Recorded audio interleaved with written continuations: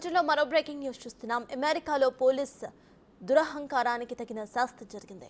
ఇండియాకు చెందిన 22 ఏళ్ల విద్యార్థిని కందుల జాహ్నవి మృతి పట్ల చులకనగా మాట్లాడిన పోలీస్ అధికారి డానియల్ ఆండర్సన్కు ఉన్నతాధికారులు షాక్ ఇచ్చారు.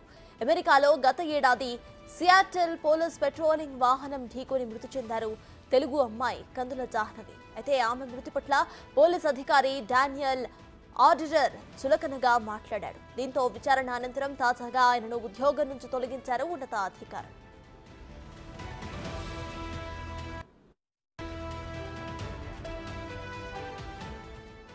ఆంధ్రప్రదేశ్లోని కర్నూలు జిల్లాకు చెందిన జాహ్నవిపై చదువుల కోసం అమెరికా వెళ్లారు. అయితే 2023 జనవరి 23న జరిగిన రోడ్డు ప్రమాదంలో ఆమె మృతి చెందారు. అయితే జాహ్నవి కేసు దర్యాప్తు గురించి పోలీస్ అధికారి డానియల్ చులకనగా మాట్లాడుతూ గట్టిగా నవ్విన వీడియో అప్పట్లో వైరల్ అయింది.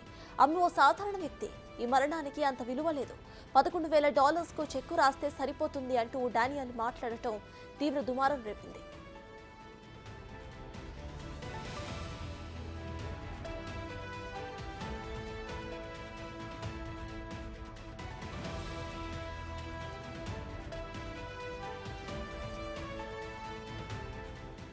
కాగా డానియల్ పై చర్యలు తీసుకోవాలని భారత ప్రభుత్వం సైతం డిమాండ్ చేయడంతో తక్షణమే అతడిని సస్పెండ్ చేశారు.